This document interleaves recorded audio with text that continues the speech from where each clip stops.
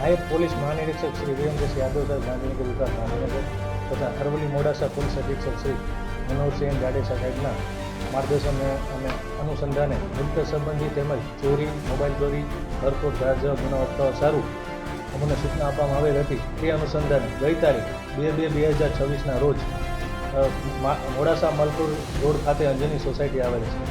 તે સોસાયટીમાં અન્ય અજાણ્યા 5 થી 6 ઇસમોએ 2 મકાનોના તાળા તોડેલા, ત્યાંથી ચોરી કરી તેઓ જે ત્રીજા મકાનમાં જ્યારે ચોરી કરવા માટે ગયા ત્યાં ઓલરેડી ફરિયાદી તથા તેમના બાળકો સાથે સૂતા હતા.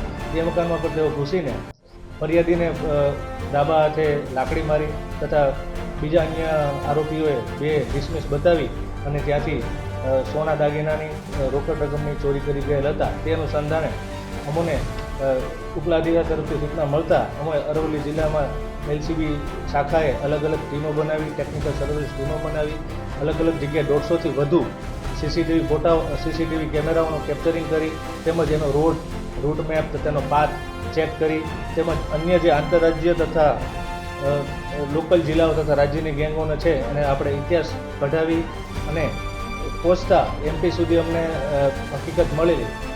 તે અનુસંધાને અમે અમારા 2 લોકલ એલસીબીના કોન્સ્ટેબલોને ત્યાં આગળ મોકલેલા અને ત્યાં પોતાનું સર્ચિંગ કરતાં ભૌગોલિક પરિસ્થિતિ વાકેફ થયેલા.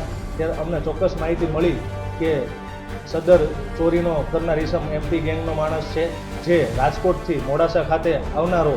એ ચોક્કસ હકીકત બાતમી આધારે તેઓ મોડાસા ખાતે આવતા અલગ અલગ ટીમોને ડિવાઈડ કરી તેમનો ટાસ્ક ફોર્સ સોંપી મોડાસા ખાતે તેમને બજારમાંથી ઝડપી લેવામાં આવ્યો હતો. તેમની અંગ ઝડપી કરતાં તેની પાસેથી સોના અઢી તોલા સોનાની રેણ તથા ચાંદીની 15 તોલાની રેણ તથા અન્ય રોકડા રૂપિયા તથા મોબાઈલ મળી આવે અને એને કબૂલાત કરેલી કે આજથી 2 માસ પહેલાં મેં આ જગ્યાએ ચોરી કરેલ હતી. એવી વખત ચોક્કસ માહિતી હતી. એની સાથે 5 થી 6 ઇસમો બીજા પણ હતા જે પણ હાલ પકડવાના બાકી હોય તેમનો પણ ગુનાહિત ઇતિહાસ બહુ ગંભીર છે.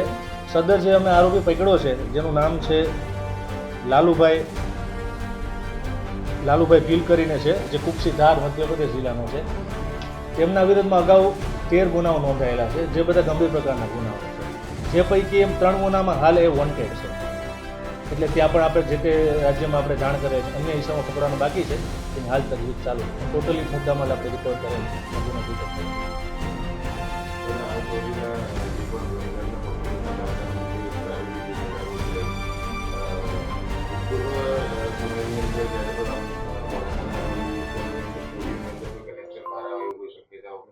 હા, એ તપાસ ચાલુ છે, પણ આ લોકોના જેટલા જે પણ ગુના પણ છે જે મોસ્ટલી બધા મધ્યપ્રદેશ જિલ્લાના જાણે આવેલ છે.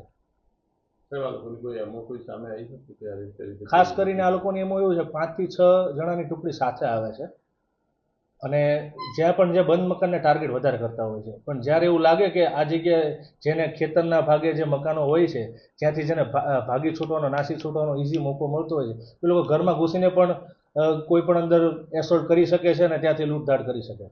પરપ્રાંતીય ટોળકી છે કે જે આવી રીતના મકાનોને ટાર્ગેટ કરી રહી છે. હા, પરપ્રાંતીય ટોળકી છે અને આ લોકોના વિરુદ્ધમાં 24 ગુનાઓ ઓલરેડી નોંધાયેલા છે, જેમાં આર્મ્સ એક્ટના ગુનાઓ પણ સામેલ છે.